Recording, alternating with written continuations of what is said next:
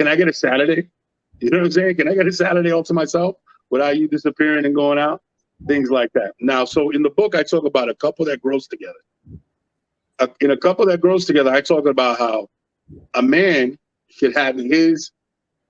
I don't want to use the word life because that kind of maybe gets like it might be misconstrued what I'm trying to say. But a man has to have his hobbies, his life, his motivation, the things that kind of get him moving.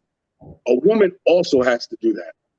Okay, she has to have her own hobbies, friends, things that she can go to outside of the relationship.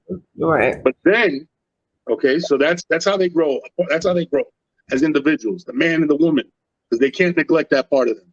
Because people will remember their husband, they'll remember their father, they'll remember their wife, a mother.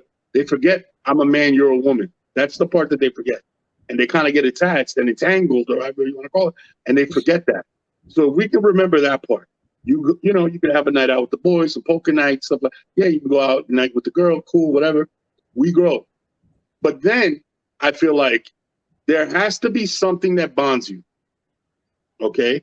So you grow apart, but there's one thing that's unique to your relationship that every relationship has. If you look at relationships and you find people that have been married 35, 40 years, and you talk to them long enough, you'll find that there's this one thing that they built their life around, that they sent. A lot of people use religion. They'll be like, we revolve our life around the church. Right. I always give the example of my neighbor. My neighbor, his wife will be gardening, right? And no, his wife is the president of the association. So she's always out in the offices doing her thing. And he's here gardening. And you're like, you talk to them and you're like, you know, what's the key? And that's his words. He's like, you know, I like to do this. She likes to be a busybody. I'm an introvert. She's an extrovert. So whatever. But there is one thing. So he was telling me about how, you know, they're united by faith.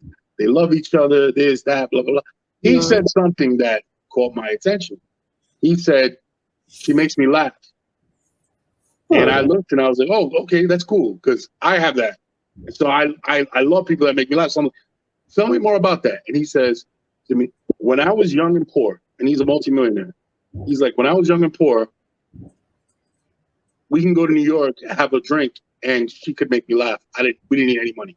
We would laugh together. We would crack up. As we got older, we found, you know, we would have our date nights in the house. We would watch funny movies. We never watched any else. It was always funny movies. That's what we bonded on. We have our own inside jokes. We're very, you know, kids look at us and they don't get our jokes, but we get it. Right. To the point where they rent a Winnebago for 1 week a year and they disappeared. No kids, no grandkids, nobody's allowed to go. Just them two. And they used to go to the Montreal, not this year because of COVID, but they would go to the Montreal Comedy Festival. Just them two. And they would disappear into comedy, right? And basically what he was saying is they found something that bonded them and they built a life around it. So although they are opposites, okay, in a lot of personality areas and a lot of different things, their core values aligned. And then what they did was they found the one thing that matched them the most that they had in common. You know, I know people who play cards together. That's their thing.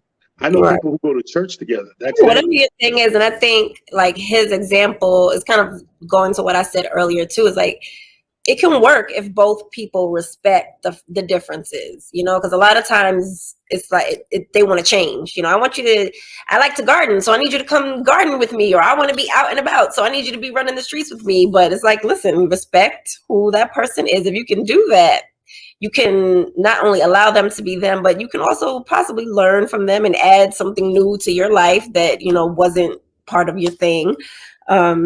But a lot of people don't respect it. I think we spend a lot of time trying to change one another and mold people into what we want them to be versus accepting them for what they are and what they can bring to our lives. Now, you know, I will add this part of it because, you know, yeah, we could say, but then there is an argument for why it doesn't work. Part of the argument for why it doesn't work is, like you said earlier, I'll give you an example. Like I couldn't be with somebody who loves to go mountain hiking. Physically, I can't do that. I just can't. You know what I'm saying? What if they don't want you to? So if I like to go mountain hiking, but I'm going to do it, you know, twice a month. That's cool. You don't like to, you don't want to, you can't, whatever. That's cool with me. I'm just going to do that. No, that's cool. You see, that's not what I'm talking about. I'm talking about where this person revolves their life around my